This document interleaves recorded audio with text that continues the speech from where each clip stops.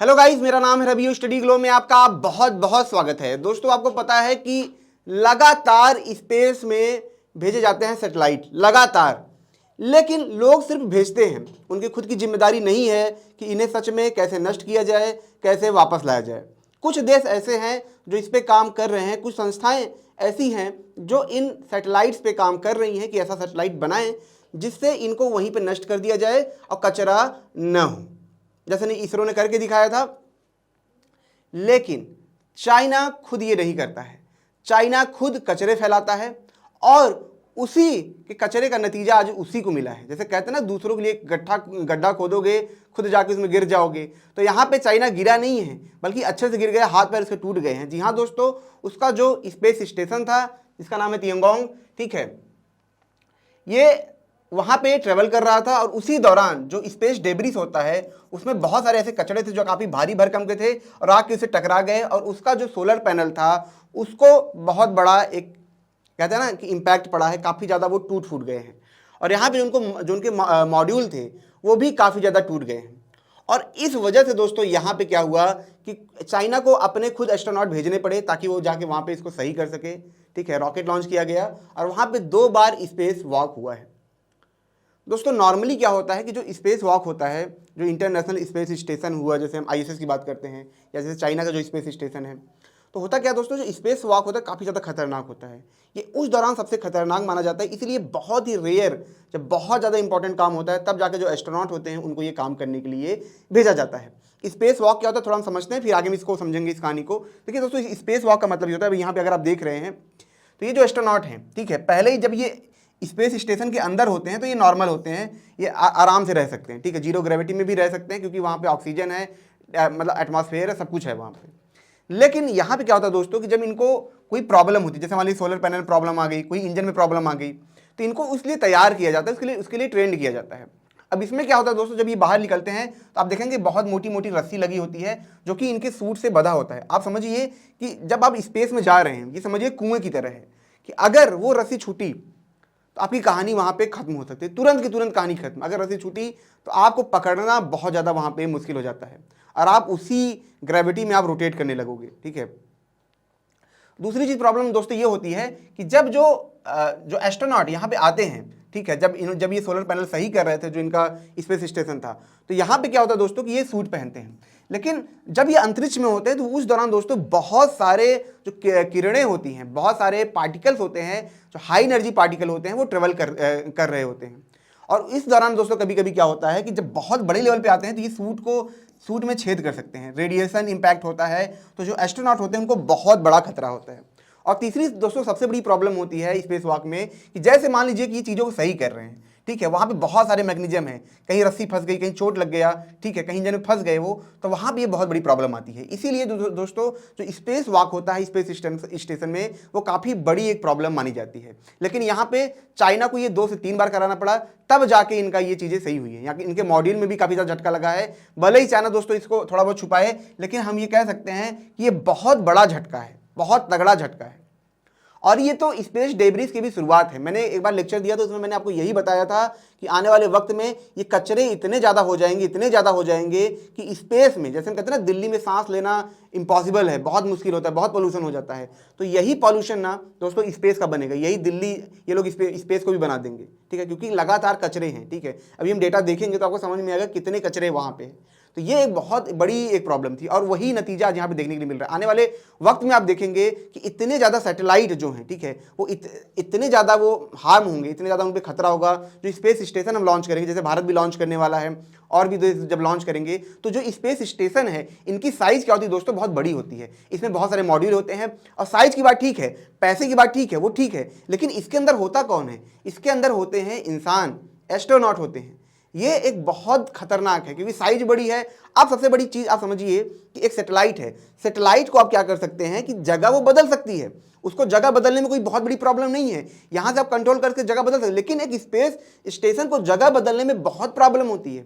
आप कल्पना करिए कि अगर जो स्पेस डेब्रिस है, ठीक है, जो कचरा है, मैं आपको यहां पे दिखाता हूं, जो कचरा है, अब यहां पे क्या है दोस्तों, ये कचरे आपस में कई सारे कचरे टकरा जाए। अब मान लीजिए कि यहां पे क्या स्पेस स्टेशन है, तो जो ये पाथ लेंगे, ठीक है, अनसर्टेन ये पाथ लेंगे, तो अभी तो क्या था कि मान लीजिए एक कचरा के टकराया, यहाँ पे मल्टीपल वे में कचरे आएंगे तो कभी कभी ये स्पेस स्टेशन नष्ट भी हो सकते हैं। अभी तुमका सोलर पैनल गया है, मॉड्यूल गया है, ये पूरी तरीके से नष्ट हो सकते हैं। और इसकी संभावना कैसे बढ़ेगी? इसकी संभावना दोस्तों जैसे बढ़ेगी जैसे जैसे सैटेलाइट लॉन्च होगा। आज के टाइम में प्राइवेट कंपनियां हैं, ठीक है, गवर्नमेंट कंपनियां जो है ही, स्पेस एजेंसी जो है वो तो है ही, प्राइवेट कंपनियां आ रही हैं लगातार, बस लॉन्च करो, बस लॉन्च करो, लॉन्च करो, ठीक है। यही लोग हमें एडवाइस देते हैं क्लाइमेट चेंज की, यही लोग देते हैं, और यही लोग खुद वो चीजें नहीं कर सकते हैं, यही लोग कचरा फैलाते हैं जाके, ठीक है। तो यहां पे दोस्तों आप समझेंगे जब ये नंबर्स फ्यूचर में आने वाले 2050 में, 2040 में जब ये बहुत नंबर बढ़ जाएगा तो सर्वाइव करना यहां पे मुश्किल होगा अपने आप में। अब दोस्तों यहां पे थोड़ा समझ लेते हैं, ठीक है, कि जो इनका स्पेस स्टेशन है ये क्या है, ठीक है, किस टाइप का है, और थोड़ा सा ये भी समझेंगे कितना कचरा, ये भी हम यहाँ पे समझेंगे। तो सबसे पहले दोस्तों जो हम इनके स्पेस स्टेशन की बात करें तो ये टी आकार का है, ठीक है। मैं इमेज भी आपको दिखा देता हूँ यहाँ पे, ठीक है। तो आप देख यहाँ पे दोस्तों पीछे इमेज है ये, ठीक है, तो आप इमेज देख सकते हैं। ये आप देखेंगे टी आकार का है, इसी तरह का है। यहाँ पे आप दोस्तों देखेंगे ये छोटा छोटा पार्ट है, ये क्या है, मॉड्यूल है अपने आप में। आप समझ रहे हैं, इन्हीं को मॉड्यूल बोलते हैं। जैसे ये एक बार में लॉन्च नहीं किए जाते, पहले एक को लॉन्च किया गया, फिर दूसरे को लॉन्च किया गया, फिर तीसरे को लॉन्च किया गया। तो ये क्या होते हैं, एक आप लेके गए, फिर दूसरा लेके गए, फिर तीसरा लेके गए, तो ये आपस में जुड़ते जाते हैं और ऐसे ही बनते हैं। जैसे अगर हम इंटरनेशनल स्पेस स्टेशन की बात करें यहाँ पे दोस्तों, इसमें भी आप देखेंगे कि कई सारे यहाँ पे मॉड्यूल लगे होते हैं। यहाँ पे मॉड्यूल है, ठीक है, ये है, आगे है, यहाँ पे है, और इसी के अंदर लोग रहते हैं। ये मॉड्यूल किस काम के होते हैं? इस मॉड्यूल के अंदर दोस्तों क्या होता है कि लोग जाके रिसर्च कर सकते हैं, एक्सपेरिमेंट कर सकते हैं। वहां पे लोगों को रखा जाता है, देखा जाता है कि अगर ये 100 दिन रहते हैं तो स्पेस में इनको क्या बदलाव आता है। स्पेस में खास करके जिसे आपने सुना होगा कि स्पेस में हमने पत्तियों को उगाया, प्लांट्स उगाया, तो वहां पे ये सारे रिसर्च वहां पे होते हैं, ठीक है। तो जीरो ग्रेविटी में ये सारे एक्सपेरिमेंट किए जाते हैं, ये देखा जाता है रेडिएशन का असर क्या होगा एस्ट्रोनॉट पे, वो सारा टेस्ट इसी के अंदर होता है, ठीक है। वरना हम आज के टाइम में अगर आप देखेंगे जो हम एस्ट्रोनॉट को भेजना चाहते हैं, बाहर स्पेस में भेजना चाहते हैं, वो पॉसिबल नहीं था। तो यहाँ पे जो इंटरनेशनल स्पेस स्टेशन है, जो स्पेस स्टेशन देश अब लॉन्च कर रहे हैं, तो इन्हीं मॉड्यूल का यहाँ पे बहुत बड़ा हमें मदद मिलता है, ठीक है। इन्हीं मॉड्यूल के अंदर लोग रहते हैं। तो यहाँ पे अगर आप देखेंगे तो यही यहाँ पे इसका मॉड्यूल है। अब दोस्तों इसको 1992 में स्टार्ट किया गया था और लगभग जो ये पूरा हुआ 2021 में हुआ।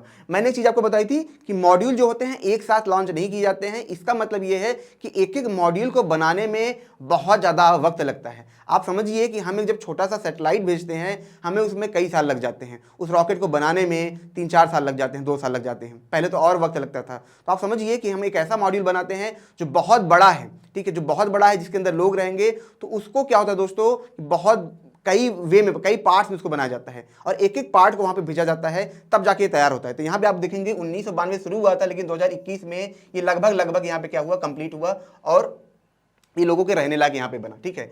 अब दोस्तों बात करते हैं यहाँ पे जो सोलर पैनल था, ठीक है, यही लास्ट हुआ है। क्योंकि सोलर पैनल दोस्तों अगर आप देखेंगे यहाँ पे इमेज में, ठीक है, तो इसी से हमें यहाँ पे एनर्जी मिलती है। जो कुछ यहाँ पे है सब इसी की वजह से है, ठीक है। हमें जो कुछ भी मिलता है, ठीक है, सब कुछ इसी पे डिपेंड है। अगर ये यहाँ पे खत्म हो जाए तो बहुत ज़्यादा वहाँ पे प्रॉब्लम क्रिएट होती है, ठीक है। तो यहाँ पे सोलर पैनल दोस्तों नष्ट हुआ था, जिसकी वजह से 2 बार स्पेस वॉक यहाँ पे हुआ है। जैसा कि मैंने बताया था, इनका एक मॉड्यूल था जिसका नाम था तियानेह, ठीक है। ये मॉड्यूल में भी काफ़ी ज़्यादा इंपैक्ट पड़ा है, काफ़ी ज़्यादा ये मतलब डैमेज हो चुका है। इसको भी अब ये सही करेंगे। अब बात करते हैं दोस्तों जो कचरे की बात है, तो यहाँ पे दोस्तों नोराड करके है, ठीक है, एक कंपनी है जिसका नाम है नॉर्थ अमेरिकन एयर स्पेस, ठीक है, कम्युनिटी। इसने ही बताया था कि हमारे अंतरिक्ष में लगभग 43,000 कचरे हैं जो कि पूरी तरीके से वहाँ पे चल रहे हैं और लगभग उसमें 7,500 एक्टिव सैटेलाइट हैं। और उन एक्टिव सैटेलाइट में सबसे ज़्यादा जो सैटेलाइट है वो स्पेस एक्स का है, ठीक है। और स्पेस एक्स का है। आने वाले वक्त में ऐसी बहुत सारी कंपनियां आ रही हैं, तो ये कचरा बढ़ता ही जाएगा, बहुत बढ़ता जाएगा। इसीलिए दोस्तों इन लोगों को ये सोचने की ज़रूरत है कि ठीक है, स्पेस जो हमें फ्री में मिला है, वहाँ पे भेज रहे हैं, लेकिन वो स्पेस भी हमारे धरती का ही स्पेस है, वो हमारे ग्रेविटी का ही स्पेस है जिसके अंदर हम लोग रहते हैं। और उसका इम्पैक्ट सिर्फ सैटेलाइट पे नहीं, जो स्पेस स्टेशन है उस पर नहीं, उसका इम्पैक्ट हम लोगों पे भी पड़ेगा। आपने बहुत बार देखा होगा दोस्तों कि बहुत सारे सैटेलाइट कहीं ना कहीं गिरे हैं। ये आशंका दिखाई गई है कि ये लोगों के लिए खतरा है। एक बार तो रसिया ने बोला कि हम इंटरनेशनल स्पेस स्टेशन को ही गिरा देंगे, लोगों को परमाणु बम बना के गिरा देंगे, लोगों को मार देंगे। ऐसी बहुत सारी चीज़ें आती हैं। लेकिन मेन मुद्दा दोस्तों ये है कि अभी हमने ये देखा कि इस मॉड्यूल जो इनका स्पेस स्टेशन था उस पर खतरा हुआ, उसमें लोग थे, लोगों की जान जा सकती थी। इसीलिए दोस्तों इन लोगों को सोचना पड़ेगा। हालांकि कई लोग इस पर काम कर रहे हैं, बहुत सारे ऐसे सैटेलाइट बना रहे हैं जो लकड़ी के हों, ताकि कुछ साल के बाद ये क्या हो, खत्म हो जाए, ठीक है। अब दोस्तों बात करते हैं थोड़ा सा स्पेस स्टेशन के बारे में कि क्यों ये इतना ज़्यादा इंपॉर्टेंट है। मैंने थोड़ा सा पहले भी आपको बताया था, तो यहाँ भी हम चर्चा करेंगे। तो दोस्तों जो जीरो ग्रेविटी रिसर्च है ना, वो सबसे ज़्यादा यहाँ पे इंपॉर्टेंट है, ठीक है। क्योंकि अगर आप समझिए, कल्पना करिए आपने किसी एस्ट्रोनॉट को भेजा स्पेस में, वो जाता है जीरो ग्रेविटी में, उसके ब्लड फ्लो में कुछ प्रॉब्लम आती है, कुछ भी आता है, वो डेथ कर सकता है। तो लोगों को वहाँ पे रख के देखा जाता है, ठीक है। कई सारे एस्ट्रोनॉट को वहाँ पे रखा गया, 2-2 साल तक रखा गया, साल तक रखा गया। और उसके बाद जब उन पर रिसर्च किया गया तो देखा गया उनके जीन में जो उनके जेनेटिक बदलाव थे उसमें क्या आया। बहुत सारे दोस्तों ऐसे एल्गाई हैं जो वहाँ पे लेके जाया जाता है, उस जेनेटिक रिसर्च होते हैं, ताकि हमें ये पता चले कि ठीक है आज तो ठीक है, लेकिन फ्यूचर में अगर जब हम इनको कहीं भेजेंगे, मान लीजिए हमने इनको मून पे भेजा, मार्स पे भेजा, मार्स पे भेजने में हमें लगभग 2 साल लगने वाले हैं क्योंकि काफ़ी दूर है वो। तो उस दौरान कहीं ऐसा तो नहीं कि जेनेटिक बदलाव आए रेडिएशन की वजह से, ग्रेविटी की वजह से, और इंसान डेथ कर जाए। ये सारी चीज़ें वहाँ पे जानना जरूरी है, वरना क्या होगा, वरना हमने मिशन तो शुरू कर दिया, लेकिन आने वाले वक्त में जिनको हम भेज रहे हैं उनकी डेथ हो सकती है, उनकी मौत हो सकती है।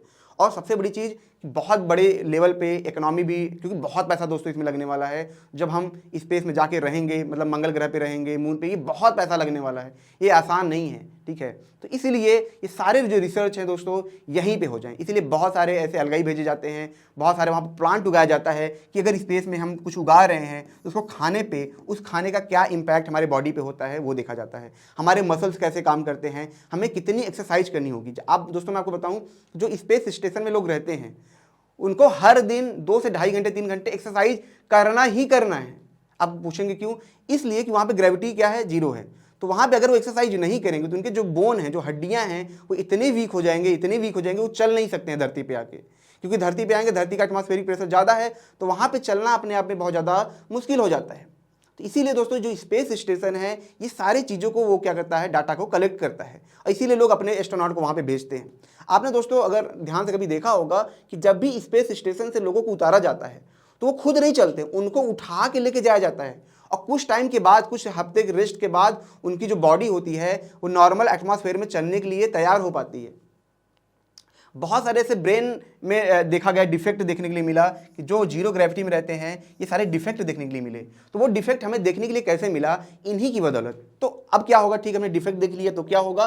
तो ये होगा दोस्तों कि अगर हम मान लीजिए भविष्य में कोई बहुत बड़ा मिशन लॉन्च करते हैं, चाइना करता है, अमेरिका करता है, इंडिया करता है, कोई भी करता है, वो सारा डेटा हमारे पास है, हमें ये पता है कि जीन में क्या होंगे, ये बदलाव आएंगे इस माहौल में। तो हम क्या करेंगे, या तो हम थोड़े से जीन में क्या करेंगे, बदलाव कर देंगे, ठीक है, जिसको हम जीन हम कहते हैं जीन में हम चेंज करते हैं, वो कर देंगे। दूसरा कि अगर हमें लगता है कुछ इन्वायरमेंटल प्रॉब्लम है, ये सब प्रॉब्लम है, तो वहाँ पे हम वैसी मशीनें बना देंगे जिससे एस्ट्रोनॉट को वहाँ पे दिक्कत ना हो। ये सारी चीज़ें हम करेंगे ताकि जो डिफेक्ट है उसका सोल्यूशन निकाल लें। सिंपल सी बात यही है, ठीक है, उसका सोल्यूशन निकाल लेंगे, बात खत्म। तो सोल्यूशन निकालने के लिए लोगों को दिक्कत ना हो, आने वाले वक्त में हमारे बहुत सारा पैसा बच जाए, बहुत पैसा बर्बाद ना हो, उन सब के लिए डेटा इकट्ठा किया जाता है। और दोस्तों ये डेटा बहुत ज़्यादा काम का होता है, हर देश के लिए डेटा बहुत ज़्यादा काम का होता है। इसीलिए दोस्तों इंडिया भी अपना स्पेस स्टेशन लॉन्च करने वाला है, ठीक है। तो दोस्तों ये छोटा सा लेक्चर था, अगर आपको अच्छा लगा हो तो इसे लाइक करें, कमेंट करें, शेयर करेंगे तो ये नॉलेज और भी लोगों को मिलेगी। मिलते हैं नेक्स्ट लेक्चर में। Thank you so much.